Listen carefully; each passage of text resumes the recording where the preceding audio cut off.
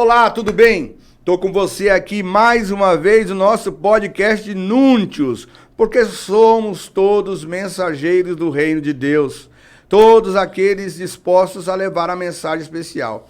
E hoje eu estou aqui com uma pessoa que eu conheço há 28 anos. Uma daquelas pessoas que você, quando procura uma baliza na estrada, para dizer quem pode ser meu porto seguro, você olha para ele. Um homem honesto, íntegro, servo do Deus Altíssimo, de um testemunho impecável, casado com a mesma mulher há mais de 30 anos, com 2 filhos maravilhosos, com um ministério balizado. É um sujeito assim, difícil até de falar dele, porque, como eu disse, ele está muito acima do meu nível, mas ele me deu a honra de estar com a gente hoje aqui, nesse podcast, para falar da sua vida, da sua história, para mostrar para você que é possível, como é o propósito desse podcast. Você, de onde estiver, na situação que estiver, sendo obediente a Deus, chegar aonde você tem que chegar, porque Deus cumpre os seus propósitos. Estamos aqui com o meu amigo, pastor Bittencourt, José Bittencourt. Amém. Ótimo. Homem de Deus, Obrigado. Servo do Altíssimo, Obrigado. Deputado estadual por 3 mandatos, presidente da Assembleia de Deus de Santo André, professor. E aí, se eu for falar teu currículo, eu estava lendo aqui, Sim. eu coloquei aqui, todo que você colocou, comissão. Se eu for ler isso aqui tudo, já acabou o podcast. É verdade. Que eu vou ler 1 hora, irmãos, que é muita coisa. Mas eu quero saber, na verdade, Sim. além de cumprimentar os nossos telespectadores ou espectadores, né, que agora não é mais tele. Isso. Quem é José Bittencourt? Quem são seus pais? De onde você veio? Sua origem? O programa é seu. Vou aqui para me deliciar Que isso. com os seus testemunhos, que eu tenho certeza que Maravilha. horas e horas não seriam suficientes. Seja bem-vindo. Meu amigo, meu irmão, apóstolo Mário Alberto, é uma alegria muito grande estar aqui com os amados e todo o pessoal da técnica aqui, cumprimentar, dizer que se constitui numa grande honra para mim estar neste momento aqui participando do Núntios, não é? Isso aí. Esse podcast que tem por objetivo mesmo motivar, incentivar e levar as pessoas, não é, exemplos, por assim dizer, mesmo porque nós temos o exemplo maior que é de Jesus. Sim. João 13,15 está escrito, palavras do Senhor Jesus: eu vos dei o exemplo, para que como eu vos fiz, façais vós também. Então, uma grande alegria. Quero dizer que quem é o José Bittencourt? José Domingos Bittencourt, nascido em 18 de agosto de 1957. Eu sou um servo de Deus. Amém. Me apresento sempre desta maneira. Você pode dizer, por que não apresenta primeiro as credenciais? Porque nós seguimos o pensamento paulino de Paulo, Romanos capítulo 1, verso 1. Paulo diz assim: Paulo, servo de Jesus Cristo, chamado para ser apóstolo e separado para o evangelho de Deus. Então, primeiro ele se apresenta como servo.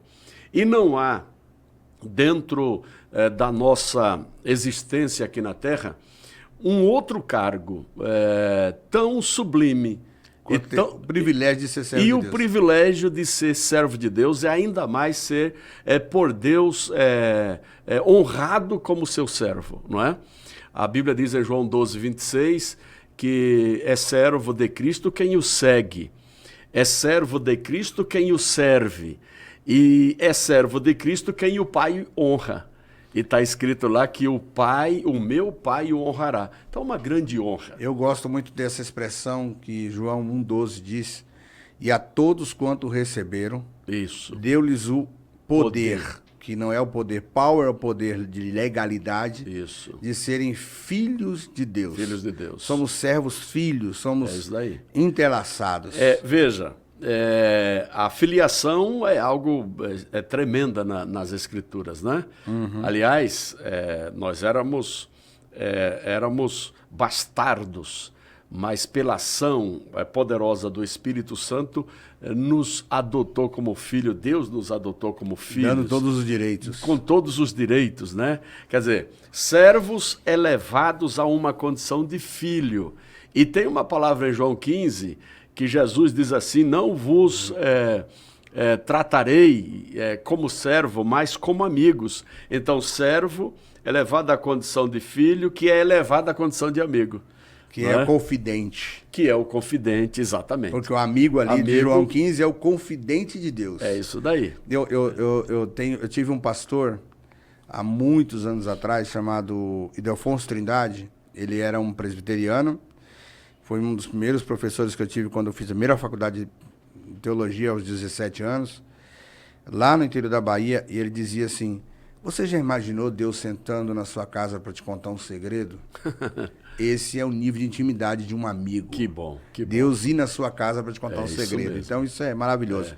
Zé Bittencourt, Domingos, é português não? José Domingos Bittencourt, não é? Domingos é português? Bittencourt tem 2 troncos, não é? Tem um tronco, uma linhagem, quer dizer, uma ancestralidade portuguesa e uma ancestralidade francesa. Okay. Dizem os meus pais, os meus avós e tal, que esse Bittencourt nosso é uma ancestralidade francesa, não é?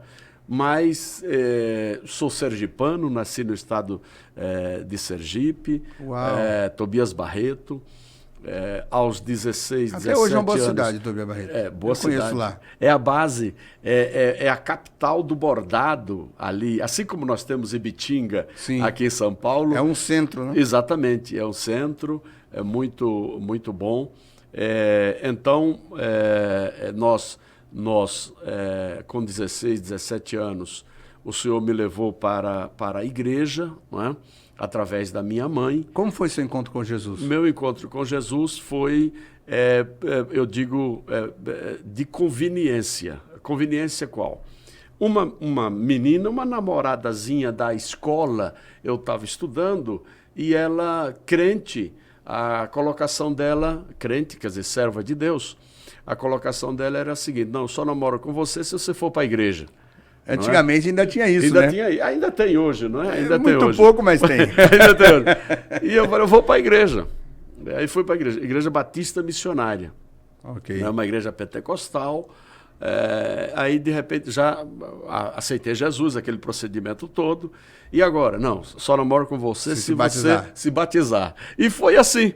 Depois, só namoro com você se você vir para a Assembleia de Deus, porque ela era da Assembleia de Deus. Aí eu tive que ir para a Assembleia de Deus. Você foi para a igreja errada, então.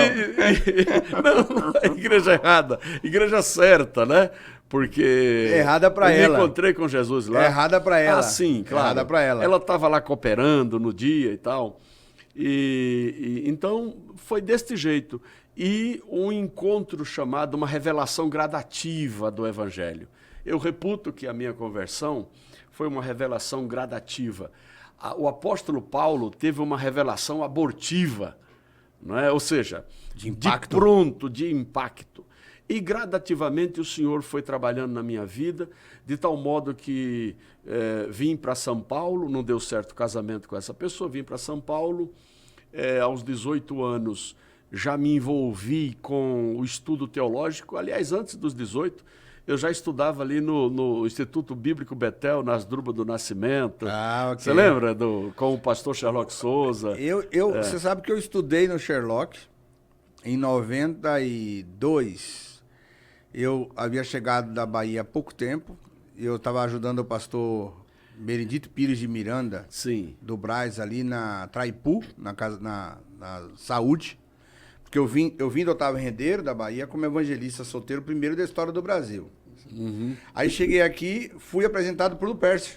Uhum. Fui direto apresentado para ele. Pastor Lupércio Vegniano. E aí eu fui ajudar na Tarde da Bênção, tinha um argentino que dirigia a Tarde da Bênção, eu fui ajudar na Tarde da Bênção e ele me chamou para ser secretário particular dele. Naquela época a gente tinha o cooperador do pastor. Eu era o cooperador do Lupércio. Sim, sim. E aí eu comecei a ajudar ele, me alçou para ajudar o Miranda. E aí eu fui fazer, porque eu já tinha feito o seminário presbiteriano de 3 anos, por extensão lá na Bahia, que eu ganhei da IPB. Sim, sim. Aí eu peguei e fui fazer o Betel. Cheguei no Betel, fiz 7 meses, eu trabalhava numa empresa de contabilidade na rua, lá na Zona Sul. E depois fui trabalhar no estacionamento de carro à noite, das 11 às 5 da manhã, para poder pagar a faculdade de teologia. Aí o Sherlock descobriu um dia, conversando comigo, me convidou para dar aula de bibliologia. E aí eu fiquei dando aula 3 ou 4 anos no Betel. Quando eu fui para estudar, fiquei só um semestre estudando. Benção, que benção. E dei aula lá, quando ainda era naquela descidinha da saída da 23, né? Que eu não lembro o nome da rua. Asdrúbal do Nascimento. Eu não lembro o nome. Que agora é um prédio do Brás. Agora é um prédio, exatamente. Eu acho que o Brás vendeu lá.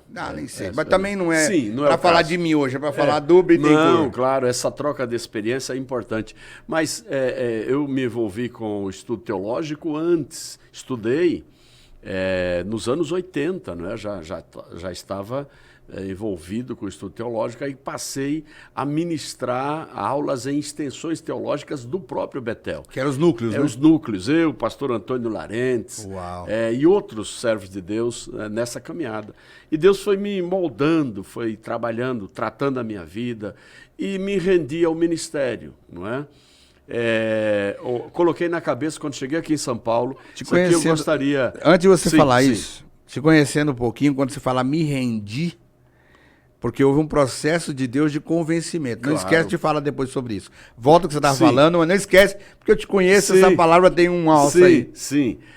Então, isso que eu falo agora está ligado à resposta a esta expressão, ou à conceituação desta expressão, me rendi ao ministério, porque quando cheguei aqui em São Paulo, envolvido com o estudo teológico, e tendo na cabeça aquela palavra do meu pai, perdi meu pai aos 12 anos de idade, eu tive que ser homem na marra, homem, aspas, como diz o nortista. Não é? Você era o filho mais velho? Não, o terceiro, não é? De 5. Eu era o terceiro, mas envolvido com as questões lá do meu pai, estudando, e ele dizia sempre que, olha, você vai ser o médico da família, você vai ser o médico da família, você vai ser o médico da família. Então, quando cheguei aqui em São Paulo, eu me rendi ao ministério, deixei de lado essa questão e fui... Saiu da medicina clínica para a medicina da alma. Exatamente, fui para o caminho da teologia, não é? O caminho do estudo, a ciência de Deus e as suas relações que ele mantém com o universo, e Deus abriu as portas. O ministério fluiu, tive apoios nessa caminhada, não só do pastor Antônio Larentes, que era meu parceiro, e era um homem de Deus que me aconselhava muito, ainda, né? Ele está com 80 e poucos anos. Ele está onde agora? Em Vila Alpina. Vila Alpina, mas ele está jubilado. Aliás, não. Ele não jubilou? Não, o substituí lá na igreja de Utinga. Olha só. Em 91, 4 de agosto de 91, nós assumimos a igreja de Utinga no lugar do pastor Antônio Larentes. Ele estava na igreja de Utinga, não é? Eu era secretário do bispo Abner Ferreira em Vila Alpina, primeiro secretário do campo, novinho, primeiro secretário do pastor campo. Abner. Pastor Abner. Aí ele foi assumir a sede nacional do Ministério Madureira, lá no Rio, e surgiu a questão, quem vai ficar no meu lugar em Vila Alpina? Eu estava na Bahia representando, ali no sul da Bahia, Eunápolis, Teixeira de Freitas. Minha região. Guarapuava. Minha região ali. Por aí, eu estava naquela... Itabela, eu estava naquela região. Itaiaçu. Exatamente. Itajibá. Exatamente. Eu estava representando o bispo Abner lá na região, nas tratativas de algumas questões da obra, não é? E surgiu essa discussão. De repente, o bispo Primaz, o bispo Manuel Ferreira, ligou para mim lá na Bahia. Eu era itinerante, né? Secretário, mas existia uma atividade itinerante. Todos nós éramos. Itinerante, né? É verdade. Todos cooperadores de presidente eram itinerantes. É verdade, é verdade. E existe uma diferença, pastor Bittencourt. Quando eu falar só Bittencourt, não é falta de respeito. Fica à vontade, não, fica à vontade. O que acontece? Naquela época, um itinerante não é o que eles dizem ser da década de 90. Sem dúvida. A gente era itinerante de missão. Missão mesmo. Né? Eu me lembro que o Lupércio, eu tive essa oportunidade, eu era garoto, e ele dizia, vai em tal lugar, tirar teu pastor e colocar teu pastor. Essa é a nossa itinerância. Nós tínhamos que chegar lá, avivar a igreja, deixar ela incendiada, e no final dizer, esse pastor está saindo, eu estou botando outro. Era uma missão diferente. Era missão. Olha, hoje itinerante é arrecadar oferta pregando por aí. Nós não recebíamos, nós dava oferta quando verdade, ia. Verdade. Nós levava subsídio nosso e às vezes do presidente que mandava. É verdade. Eu era secretário do campo, não é? Exercia uma atividade itinerante, evangelística. Eu me lembro como hoje. A primeira vez que eu ministrei, que o pastor Lupércio abriu a oportunidade para ministrarmos no Brás, Ele me chamou na secretaria, Deus abençoou. Ele disse, meu filho, você é itinerante, né? Eu estou lá como secretário em Vila Alpina. Você vive do altar? Olha a palavra do pastor Lupércio. Falei, eu vivo do altar, vivo do céu, vivo do reino, não é? Ele falou, não, eu quero perguntar se você precisa de ajuda. Falei, pastor Lupércio, eu fico à sua disposição. A gente não ele era fora da curva. Demais. Ele era fora da curva. Aí ele foi lá e nos deu uma oferta. A nossa atividade eu falo dele, eu choro, porque eu tenho saudade pelo dele. Amor de Deus. Era algo, não é? Aí o bispo Manuel Ferreira, você está disposto a cancelar a sua agenda e assumir um trabalho em São Paulo? Eu falei, estou disposto, bispo. Ele falou, então volta para São Paulo. E quando chegamos aqui em São Paulo, você vai assumir a igreja de Utinga no lugar do pastor Antônio Larentes, e o pastor Antônio Larentes assumirá a igreja de Vila Alpina. Está até hoje lá, 84 anos na peleja, e nós há 33 lá em Utinga. E como dizia, me rendi ao ministério, Deus abriu as portas, e aos 32 anos, 31 anos por aí, eu fui fazer Direito em Guarulhos, na Faculdade de Direito de Guarulhos. Na UNG. Não é? Hoje é UNG, né? É UNG. Na FIG. Porque tem na duas FIG, grandes. tá. Tem a Faculdade Integradas de Guarulhos e a UNG. E a UNG. E o bispo Manuel Ferreira, eu perguntei para ele, falou, não, pode fazer. E ele gostava de gente ao lado dele com capacitação para ajudá-lo. Sempre gostou. Nós ajudamos muito o bispo, enquanto pudemos, não é? E ainda hoje nós estamos juntos. Santo André continua em Madureira? Sim, claro, sempre esteve, e eu tenho um compromisso moral e espiritual, uma aliança com o bispo Manuel Ferreira, com a direção nacional, e meu filho assumiu essa aliança. Eu disse para ele, meu filho, Deus me levando, você assume a igreja. Quando Deus te levar, o que suceder de você, assumirá a igreja, mas jamais quebrará a aliança com a casa do bispo Manuel Ferreira. Não é? Então, nós temos essa aliança. Isso é importante. E, independentemente de estrutura jurídica estatutária, entendeu? Se dá ou não liberdade, etc. Então, nós temos esse compromisso, porque o homem que Deus usou, a boca que Deus usou para dizer, volta para São Paulo que você vai assumir um campo, foi ele. Né? Eu costumo dizer uma frase para os meus pastores, nós não podemos viver de network. Que network é o que eu tenho para te oferecer, o que você tem para me oferecer. Nós temos que viver de aliança, porque a substância que eu tenho complementa o que você não tem. É isso daí. E juntos tornamos uma peça só. Opa. Essa é a diferença para mim. E outra, nós somos um povo debaixo de aliança. Sim. Não é? E falar em aliança, eu gosto da passagem de Josué 24. Todas as vezes é a geração da conquista. Josué é a geração da conquista, conquista da terra. E todas as vezes que ele conquistava um alvo, uma região, ele renovava a aliança com o povo. Oh, que maravilha. Sim. Sabe qual é a lição? A lição é, a cada milagre recebido, ou livramento alcançado, ou conquista divina, você tem que renovar o pacto e a aliança com Deus. Não é renovar porque a aliança fica velha, que ela não fica velha nunca. Sim. É você dizer, Senhor, eu me rendo à tua aliança, novamente. Não é? Eu tenho duas questões. Isso é forte, viu? Tem duas questões aí que eu gosto muito, né? A primeira é que Josué fazia questão de levantar nessa aliança novos memoriais. Isso. Então ele fazia questão de dizer, ó, tá aqui, foi por isso. É isso daí. E ele continua marcando a nossa vida, tá com a gente. É isso daí. E a segunda, quando eu casei com a minha esposa, a gente tinha uma aliança menor. E aí, quando nós fizemos os votos, 10 anos, e vai passando, eu falei para ela assim, não vamos... Eu fiquei noivo, dei uma aliança menor. Casei, fiz uma maior. Fizemos o voto de 10 anos, outra maior, mas dentro da mesma. Sim. Eu pego o ouro daquela, mando derreter, junto com mais ouro, e fortalece. E tem um simbolismo todo especial. Para mim, a aliança com Deus não muda. O que ele disse no primeiro dia é o que vai acontecer no último dia. O que ele faz é engrossar a aliança no meio do processo. Fortalecer a aliança no meio do processo. É isso aí. É isso daí, amado. Você Olha que está bênção. ouvindo esse podcast, preste atenção numa coisa que foi dita aqui.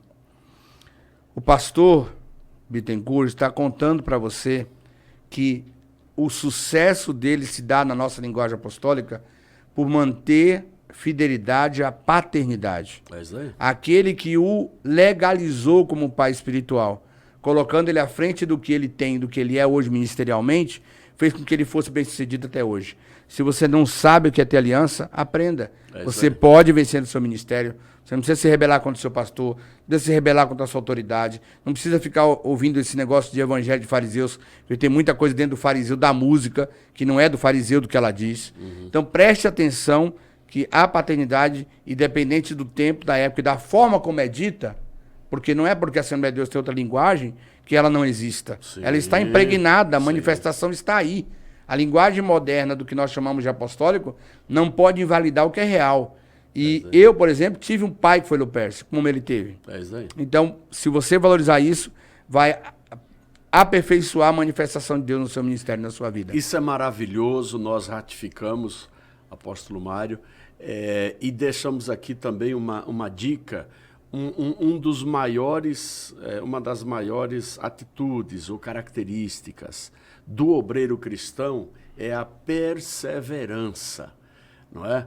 Se você olhar o início da igreja primitiva, perseverança estava patente lá, e perseveravam na doutrina dos apóstolos, na comunhão e no partir do pão, e perseverando unanimemente em oração, Deus derramou o Espírito Santo. Então, a perseverança é fundamental. O que quer dizer isso? É raiz, é enraizamento, é base.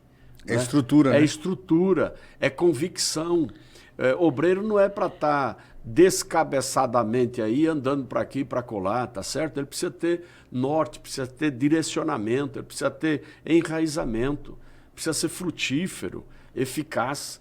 Onde Deus te colocou? Eu tive uma experiência quando, em 97, mais precisamente em 93, 94, eu fui para a Uni. Fui vice-presidente da Uni, sou da UE, estava no governo. O pastor Lupercio me chamou e disse, você tem que dar um tempo do altar para você cuidar disso. Porque você está se descobrindo. Eu já era muito bem visto no Brás. O senhor está mandando, eu vou obedecer. Sim. Ele falou, vá até onde você aguentar. Certo. E depois você volta e conversa comigo. Tá bom. Fui. Trabalhar com o Emerson Capaz na época, com Covas e tal.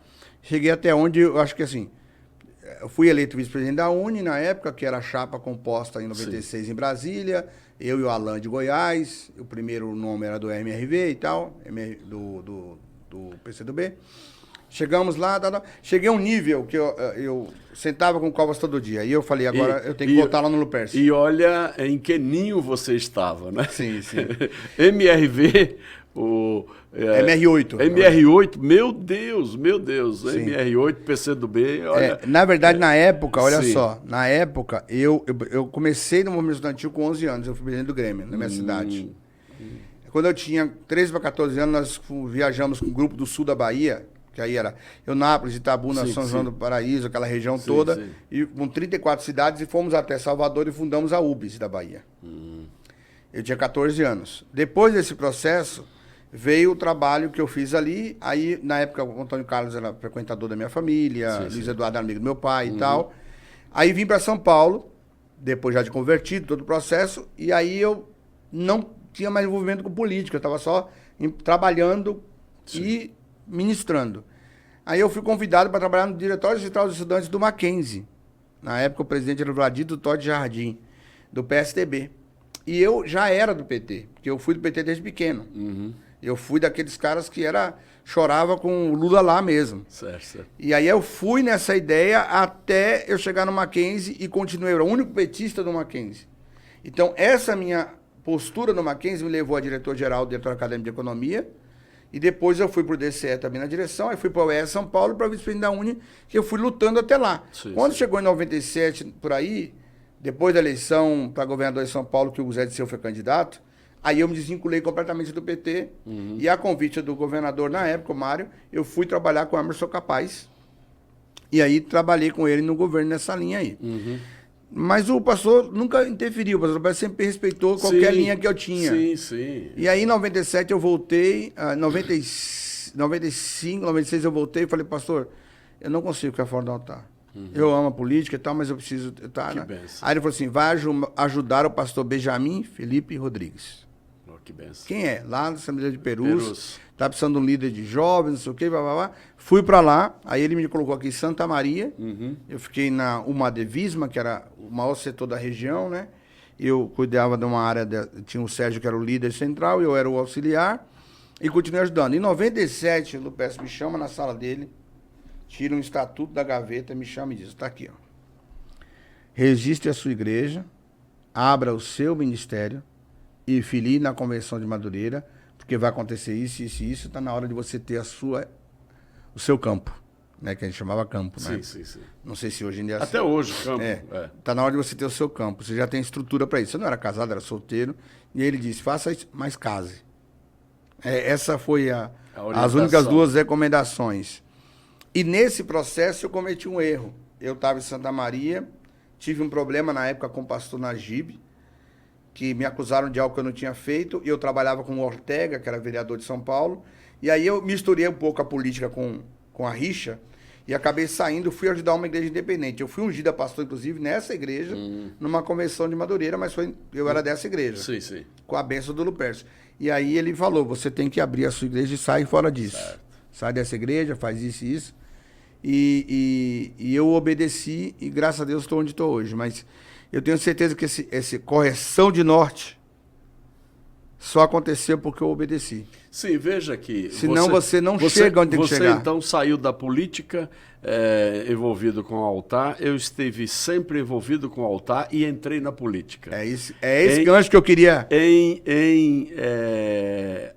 Na eleição de 2001. Na eleição de 2001, nós estávamos almoçando lá no Brás... à mesa... Na antiga igreja do Brás. Na antiga igreja da... No refeitório, Major Marcelino, depois da escada, sim, lá embaixo. Major Marcelino ali. Aí estava o pastor Lupércio, estava o pastor Ferreira, estava o pastor Genício, o pastor Samuel, o bispo Samuel Ferreira. Eu estava num cantinho lá, Josué de Campos, estava num cantinho lá, ainda almoçando, e o bispo, o Manuel Ferreira, perguntou, pastor Lupércio, quem a gente vai lançar para deputado esse ano? Esse ano que seria a eleição em 2002, né? Era em novembro. Eleição para deputado estadual. Deputado estadual. Aí o pastor Lupércio... Era a primeira reeleição do Mário Covas? A primeira, era a segunda. Já era a segunda, que o Alckmin continuou vice, né? Aí ele disse, o pastor Lupércio, Ferreira, você que sabe. Ele sempre falava dessa maneira. Aí ele disse, eu já tenho meus candidatos. Ele falou, quem? É o Bittencourt e o Samuel. Eu estava comendo, eu quase me engasguei, que eu nunca imaginei. Né? Não tinha nenhum envolvimento. Não tinha nenhum envolvimento. Aí, certo, Bittencourt? Eu falei, o pastor Ferreira, na época, não entendi. Eu disse, pastor Ferreira, o que o senhor direcionar, eu estou aí para ajudar o bispo Samuel. Porque a gente era assim. Opa! Eles não entendem isso. Entendo. Hoje a gente fala isso dos obreiros e eles não acreditam. Exatamente. Eu sinto falta disso. O que o senhor direcionar, estou à disposição. Eu vou ser, então... mas antes eu perguntei. Eu vou ter que deixar a igreja para me candidatar? Ele falou, não. Eu falei, então, pastor, eu estou à sua disposição, eu confirmo. Vou ser o melhor cabo eleitoral do pastor Samuel Ferreira, porque o projeto inicial era esse. Eu saía candidato a federal, na chapa do pastor, do evangelista Apolinário, que partiu para o senhor, e Samuel sairia a estadual. Aí aconteceu outras coisas que dariam outro podcast. Resultado, 3 dias ou 2 dias antes da convenção do partido, lá na Assembleia Legislativa, o pastor Samuel Ferreira, hoje bispo Samuel Ferreira, me ligou, meu filho, a orientação é essa, você vai deixar de ser candidato a federal para ser estadual no meu lugar e vamos para cima. Eu com a campanha já espalhada no estado, o Apolinário me ajudando. Imagine você que conhece política, a chapa. Isso é jogada do Bittencourt, começaram a me acusar, isso é jogada do Bittencourt, não sei o quê. Resultado, Conseguimos Elegeram os dois, o Capulinari também foi eleito. Exatamente. Reeleito, né? Ele já era deputado. Né? Já era. Conseguimos, então... ele tinha saído de vereador em 98. Isso. Ele saiu de vereador em 98. Não, nessa oportunidade 96. Ele saiu candidato ao governo. Na época ele tinha deixado a presidência da Assembleia por um tempo. Exatamente, né? Por isso que ele segurou a chapa, segurou lá a legenda. Eu saí candidato estadual, Deus nos honrou com quase 36 mil votos, né? Naquela oportunidade. E aí depois veio o segundo mandato, terceiro mandato, quarto mandato. Na quarta eleição fiquei como primeiro suplente, assumi uma parte do quarto mandato e estamos aí até hoje. E como foi o pastor deputado? Pois bem. Não deputado pastor? Sim, pastor deputado. Nós pedi a Deus, falei, Senhor, se tu estiveres, como tu estás nessa caminhada, nessa condução, eu vou pedir, não me tome por abelhudo, vou pedir algumas coisas. A primeira, Senhor, não me permita perder a marca do pastorado, a marca de pastor. Eu não quero entrar numa igreja ou em qualquer reunião. Olha, está chegando o deputado, está chegando... Eu quero está chegando o pastor Bittencourt, né? E Deus me permitiu isso. E outra até coisa, hoje, né? Eu testifico isso até hoje.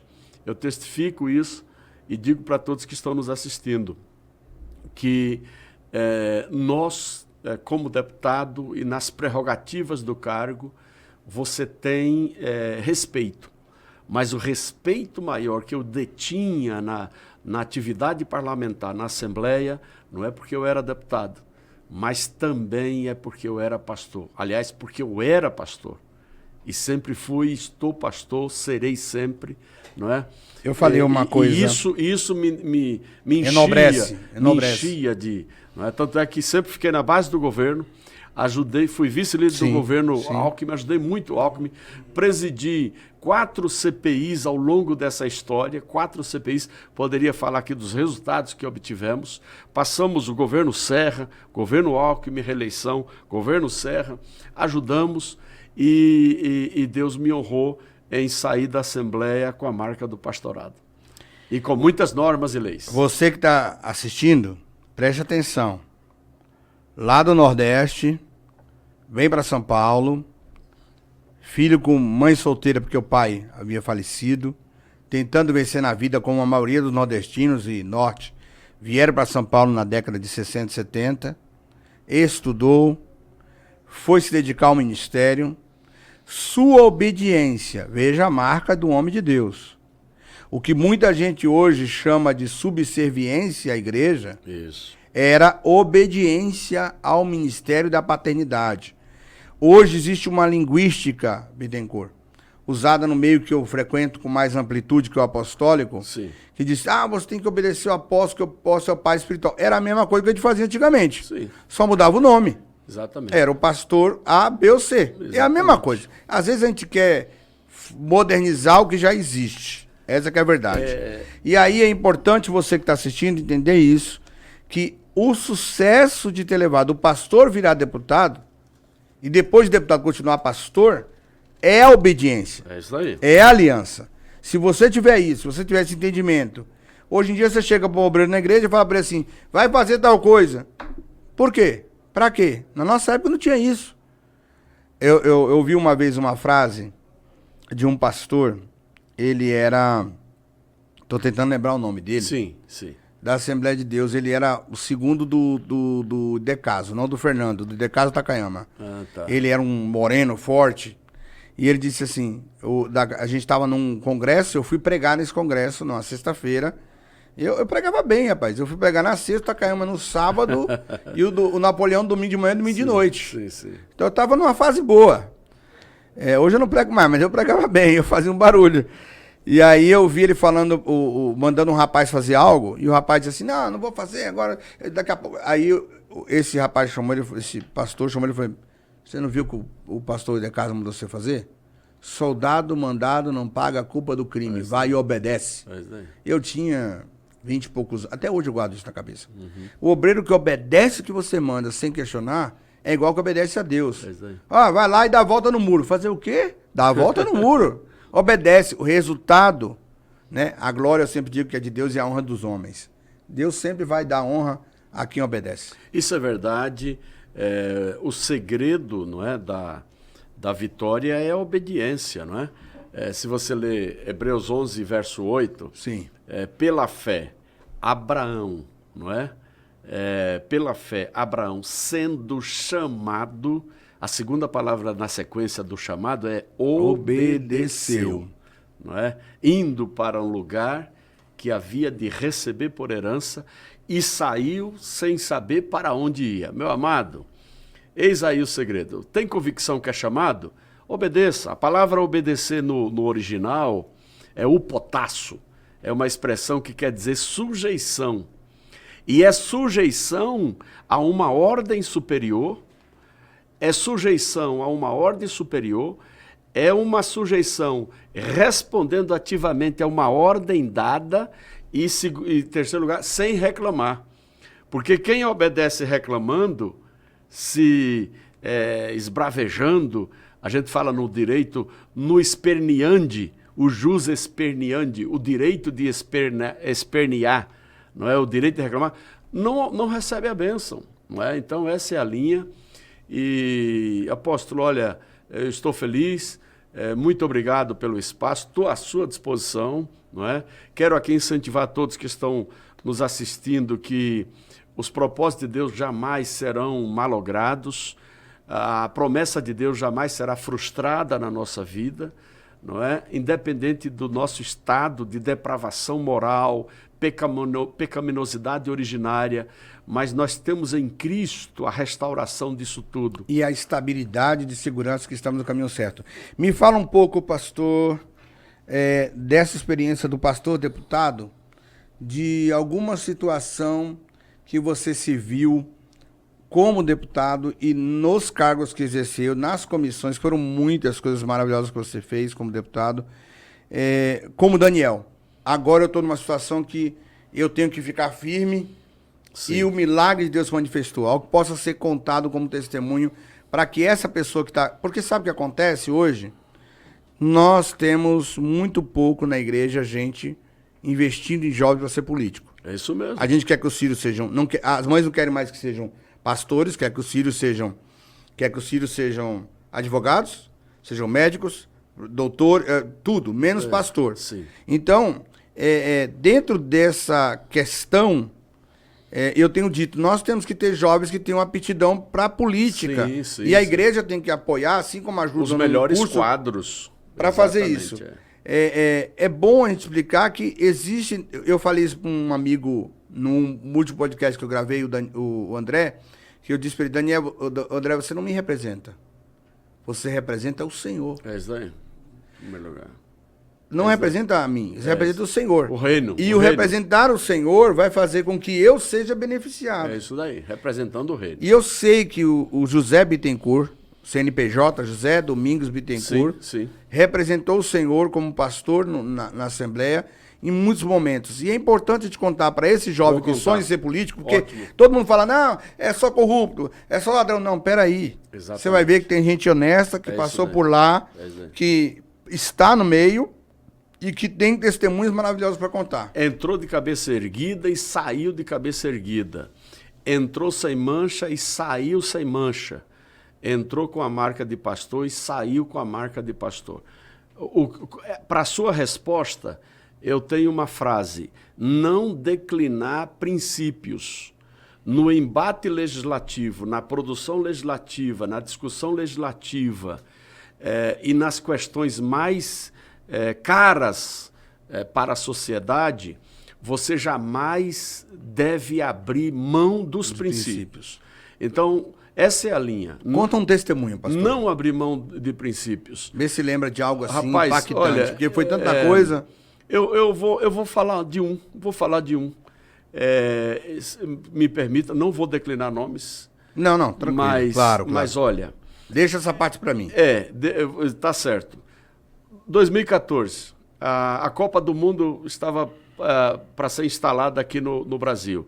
E todo o Legislativo Municipal, Estadual e Federal trabalhando para produzir normas que desse apoio à Copa do Mundo. Uma delas aqui em São Paulo era a liberação da cerveja e de bebida alcoólica dentro dos estádios da Copa do Mundo. Eu levantei a bandeira e disse de forma alguma. Não é? Eu não posso abrir mão do princípio. Nós Quase somos foi contra. morto por causa disso. Pelo amor de Deus. Agora, eu tive do lado que chegava para mim dizendo, Bittencourt, o projeto é do governo, o líder do governo está apoiando, eu sei que você tem um pensamento contrário, eu estou a favor de você, mas não posso votar contra não posso você. votar. Sabe o que aconteceu? Eu poderia citar aqui Bruno Covas. Bruno Covas é um político de alta grandeza, aliás, da estirpe, da raiz de Mário Covas. Bruno Covas. Outro político, Orlando Morando, Carlos Alberto Bezerra. Esses homens falavam para mim, olha, Bittencourt, eu estou contigo. Eu ia para a tribuna discursar contra... Nós perdemos 40 e tantos a 20 e poucos votos, 25 por aí, de um colegiado de 94. Nós perdemos, mas perdemos com sentimento de vitória. E deixamos a marca, não negociamos. Fomos assediados em relação a outras coisas que não convém falar aqui, claro. Mas não declinamos princípio. É um exemplo, talvez, superficial, mas de grande importância para nós. Eu estou fazendo uma análise dos 3 maiores, da estátua de Daniel. Então eu estou dando uma estudada desde até o Império Greco-Romano, que para mim foi um dos maiores, ou o maior do mundo. Sim. Não consigo ver um outro que tenha tido tanta influência e força. Teve loucos, mas foi um império que criou o moldal que temos hoje. Hoje o maior império do mundo é o americano. Por quê? Por causa da língua. Que é uma estratégia fenícia, que é uma estratégia do Império Greco-Romano, de todo mundo que era colonizado, adora o seu Deus, mas fala grego. É isso daí. Então, assim, para mim, a leitura de capacitação de comunicação e cultura que foi implementada pelo Império Romano depois que se juntou o greco, é modelo para o mundo inteiro. Quem quiser tem que fazer isso. Sim. E eu estou estudando essas histórias de Daniel. E existe um momento na vida de Daniel, da cova, que não só a cova em si, mas quando eles prendem Daniel, ele sabia que seria preso. Ele sabia que tinha que descumprir. Talvez, no fundo, Daniel esperasse que o rei tivesse um vacilo, dissesse, não, eu vou revogar o meu decreto. Mas ele não podia, porque o rei era subordinado a um outro rei. Sim, sim. Né? Dário era subordinado, não me engano, a Tiro, não me lembro agora. E aí o que acontece? Se ele descumprisse, o outro dizia, então eu vou tirar você, que você perdeu o controle. Sim, sim. E aí quando ele vai colocar Daniel, ela diz, Daniel, como vai ser agora? Daniel disse, rei, eu sou fiel. Se o meu Deus quiser, isso aí. não vai acontecer nada. Mas se ele não quiser também, não tem problema. Eu estou com ele. Isso aí. Né? E essa foi uma das conversas. Outra foi sobre o Rodoanel. Então, essas 2 conversas que eu estive presente, seu nome foi mencionado. E aí, na hora, eu falei, agora eu quero ver se o Bittencourt é do jogo deles ou não. Porque eu estava sentado ali naquela minha função assessorista, observando qual seria o comando para as atividades. Eu era um peão que trabalhava naquilo. E aí eu vi eles falando, não, Bittencourt não conta com o voto dele para isso, que ele não vai assinar isso, porque não tem como pagar para ele. Eles, literalmente, como assim não? Porque ele não vai receber, não tem como dar para ele, ele não vai aceitar, ele não faz por dinheiro. A pessoa chegou a dizer isso, ele não vai fazer por dinheiro. E aí eu falei, pô, legal. E não foi nenhuma nem 2 vezes esse fato, né? Eu presenciei 2 reuniões do alto escalão falarem isso de você sem você estar. Então, e isso para mim, assim, me faz ter orgulho de dizer, o pastor Bittencourt é o homem de Deus. Porque é isso que valida. Então, quem está em casa assistindo a gente, quem está assistindo, a ideia desse podcast é, você pode ser um político honesto, você pode ser uma pessoa que exerça, inclusive, uma influência poderosa na política. Nós estamos precisando de quadros para a próxima geração. Estamos precisando de quadros. E se nós, porque o pastor Zé Bittencourt já está com quase todos os cabelos brancos. Ele está pintando, gente, está fazendo luzes. 66 anos, não está fazendo luzes. Não estou pintando ainda, não. Natural. Mas né? já eu me assumo. Agora vai ser candidato a vereador pela cidade de São Paulo para cumprir hoje, para cumprir uma agenda política de um grupo, né? meu amigo, meu irmão, e eu torço para que ele se eleja, que ele ganhe a eleição. Se você quiser procurá-lo, depois já está aqui no GC, o contato dele, o telefone, você vai entrar em contato. Mas tem menos vida para frente do que teve para trás. E nós precisamos criar outros Bittencourt. É verdade, é. Uhum. Você sabe que a minha ansiedade, porque eu amo política. Se percebe, meu amado, né? Aliás, a política é a arte do bem comum. Sim. Hoje você não faz nada sem eu costumo dizer que eu sou casado com a igreja e a política é minha amante. E a conversa. Eu não consigo ver sem. E a conversa. Além do mais, você hoje tem política de diversas espécies, né?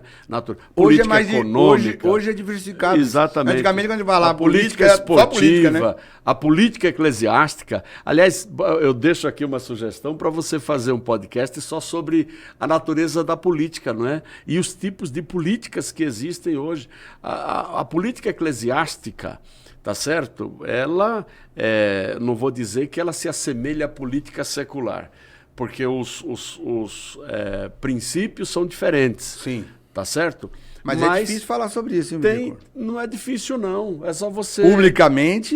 Não é difícil, porque, não. Infelizmente... Você fala de forma metafórica, figurada. Ok. Você entendeu? Aí eu deixo para os sábios. Eu exato. não tenho essa capacidade ainda. Mas ainda. A gente precisa discutir essas questões internas. Sim. Entendeu? E precisa discutir que existe política eclesiástica no nosso meio. Entendeu? Se Deus permitir, eu estou assumindo um programa numa TV, um programa de debate.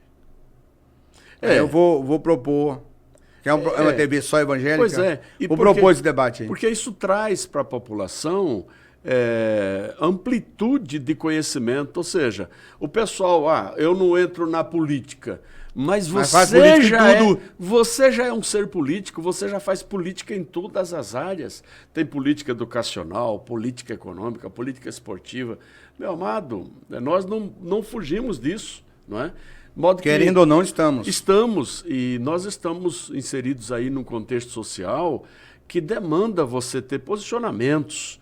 Aliás, nós agimos comissivamente e omissivamente. E temos que fazer... A omissão também é uma culpa. Claro, temos que fazer lastreado em princípios, né? Em ideais que não são removidos e não são... o tempo não atinge. Não é? Nós temos que ter essa visão. Né? Dentro disso que você está puxando o assunto, já que está puxando o assunto, eu vou cutucar. Não Sim. pode provocar. Sim. Dentro dessa questão da política eclesiástica, não entrando na questão da apologética em si,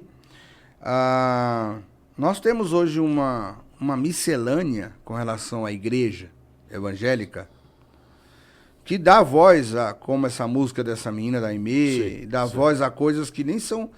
Por exemplo, Marajó não é culpa da igreja. A igreja faz muita coisa em Marajó há muitos anos, mas por causa da música criou essa ceneuma. Sim. Você acha que as instituições evangélicas, que, por exemplo, me fez quase chorar falar do Lupécio hoje aqui, né? Às vezes eu tenho alguns amigos da Quadrangular, que são mais amigos, que a gente tem amigos que são chegados. Sim. Eles brincam comigo, você lá no fundo continua um assembleano, né? Uhum. Aliás, uma vez assembleano, parece que é igual corintiano, não deixa de ser verdade. Tô brincando. Não, mas é verdade, é verdade isso. De vez em quando eu mando o hino da harpa na igreja, não tem problema nenhum com isso. Legal. Mas o que eu quero dizer com isso? A gente não está perdendo essa identidade que tinha como igreja denominacional. Por exemplo, você pega hoje uma presbiteriana do Brasil, ela continua sendo a presbiteriana do Brasil. Apesar de hoje o maior expoente dela em São Paulo, não sei no Brasil, mas em São Paulo, o seu Hernando Dias Lopes, e está indo para uma linha de que eu sou eclético em todos os ambientes, né?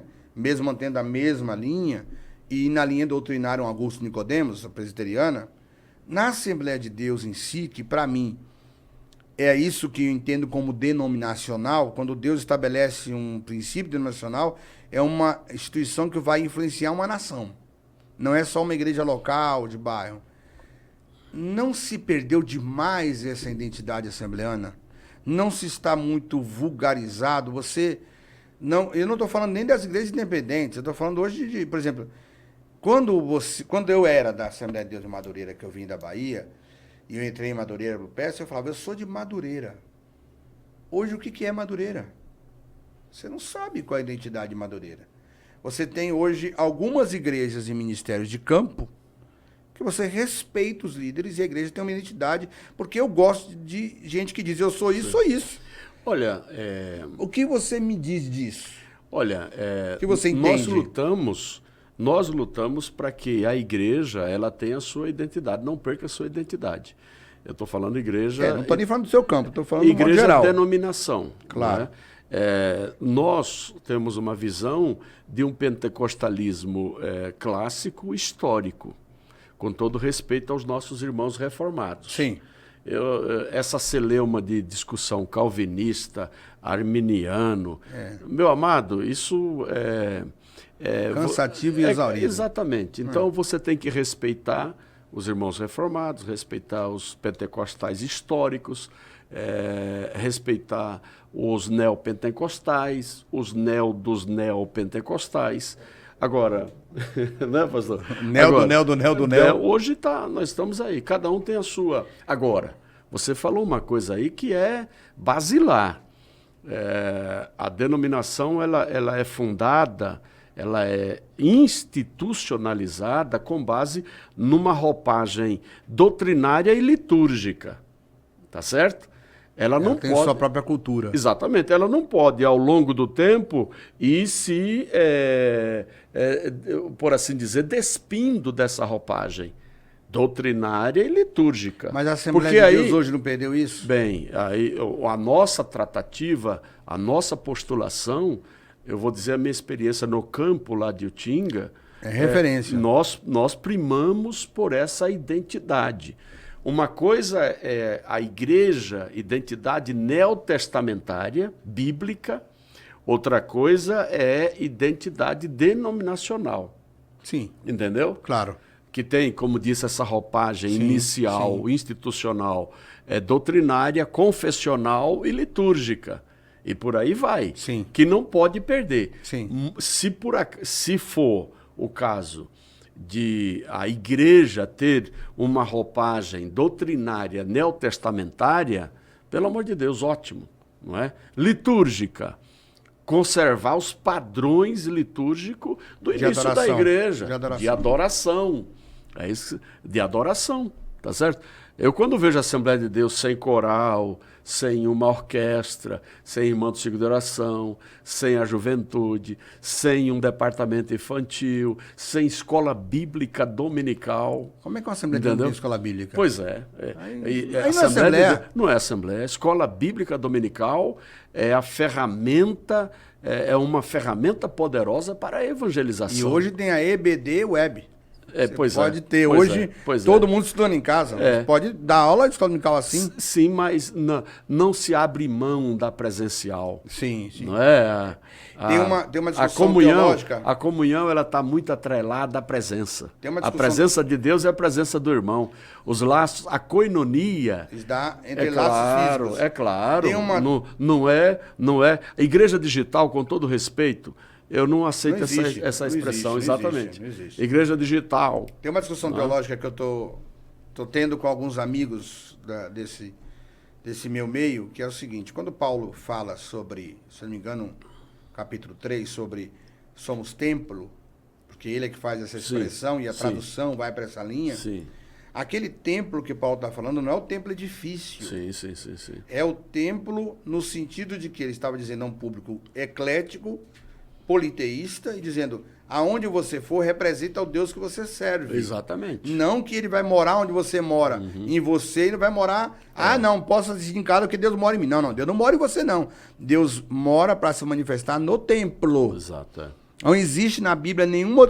Deus se manifesta a um homem para mudá-lo e convergi-lo à comunhão dos outros. Exatamente, Sempre vi assim. Nós estamos discutindo isso aí. Não, tá Tem um certo. grupo escrevendo sobre isso, a gente está certo. fazendo a discussão. O que muito me causa receio, que não é meu, é do apóstolo Paulo, 2 Coríntios 11, 3, mas temo que, nos últimos tempos, assim como Satanás enganou Eva, de alguma forma sejam corrompidos os vossos sentidos e se aparte da simplicidade que há em Cristo Jesus. É texto lindo, maravilhoso. O medo do apóstolo Paulo, o receio, que a palavra é... E era uma igreja que não era igreja, você sabe, né? Sim, Coríntios não era igreja. Sim. Era um monte de gente se reunindo, não tinha igreja instituída, ele estava lá para organizar. Mas a palavra, ela se aplica também a nós hoje. O receio do apóstolo, você entendeu? Era que o Satanás, nos últimos tempos, utilizasse a sua arma primitiva, a sua sempre arma, que é o engano, entendeu? E nos apartar da simplicidade que há em Cristo Jesus. Evangelho é simples. Nós devemos mergulhar nas profundezas da simplicidade que há em Cristo Jesus. É isso mesmo. E quem isso faz, pratica um evangelho... Não importa o título que você tem, o nome da igreja, você faz isso, está feito. Pratica o evangelho por excelência e não tem um cristianismo com rachadura. Eu vou falar uma coisa, pastor, eu sei que é difícil para ti falar sobre isso, porque você está na Assembleia. E você é da Assembleia. E você é um dos poucos que representa muito bem a Assembleia de Deus. Mas ela hoje está caminhando numa direção, eu digo algumas partes importantes da denominação, não vamos entrar em meandros da política interna disso, de forma muito equivocada. Eu vejo, e isso acaba gerando outras coisas. Você falou como é que eu vejo a Assembleia de Deus do Madureira. Em todos os campos, tem pastor que tem uma mente mais aberta, outros têm uma mente mais fechada, outros têm uma mente mais ampliada. Agora, como não pode perder a origem. Não pode perder a origem. Madureira da luta palavra por de Deus. isso, exatamente. O Ministério do Belém é um ministério que luta por isso. A Assembleia de Deus no Brasil luta. E o receio, como eu estava dizendo, que o apóstolo Paulo tinha, e que nós, nos últimos dias, se Paulo tivesse vivo, ele ia dizer, olha, o engano hoje eu posso falar, né, Vaso? Claro, perfeitamente. É a teologia do evangelho da confissão positiva. É a teologia da prosperidade. Do egocentrismo. É a teologia do egocentrismo, o homocentrismo. O humanismo exacerbado da igreja. Exatamente. E aí vai, né, meu irmão? Você vai dizer, pastor, você é contra a prosperidade? De forma alguma. José é um homem próspero. Só definiu o que é prosperidade. Exatamente. Um homem próspero, preso, 13 anos lá, vivendo numa situação complicada, sem ter absolutamente nada, vendido como escravo, mas tinha a promessa da prosperidade sobre a sua vida. É a partir daí. Pastor, eu tenho dito uma frase que tem marcado a nossa igreja local, e a nossa rede de igreja hoje não somos muitos, estamos chegando a quase 100 aí, mas trabalhando. Eu tenho dito, nós não somos o reino de uma tribo. Somos a tribo de um reino. Isso aí. Temos nossa cultura, nossa identidade, nossa forma de agir, nosso jeito de pensar, mas não podemos perder o básico. Jesus é o que é. Amém. Ele não precisa de variante. Você não precisa rechear ele. Só fala o que ele é. Exatamente. Né? E aí... Aliás, Pedro fala isso.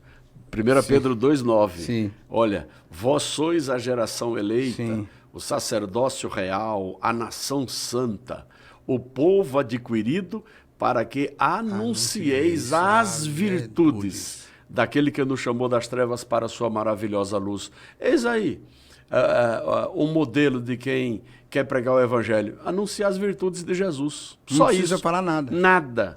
Só fala das virtudes que você cumpriu a missão. Isso que você está ouvindo é o pastor José Bittencourt, 3 vezes deputado estadual, 4 vezes na verdade, porque ele assumiu um período, presidente de várias comissões, um homem respeitado no meio político, que era pastor, esteve pastor, deputado, e continua pastor e vai continuar no projeto de Deus no Legislativo, na cidade de São Paulo, que você pode procurá-lo. Se você está na região do ABC, vá conhecer a Assembleia de Deus do Tinga.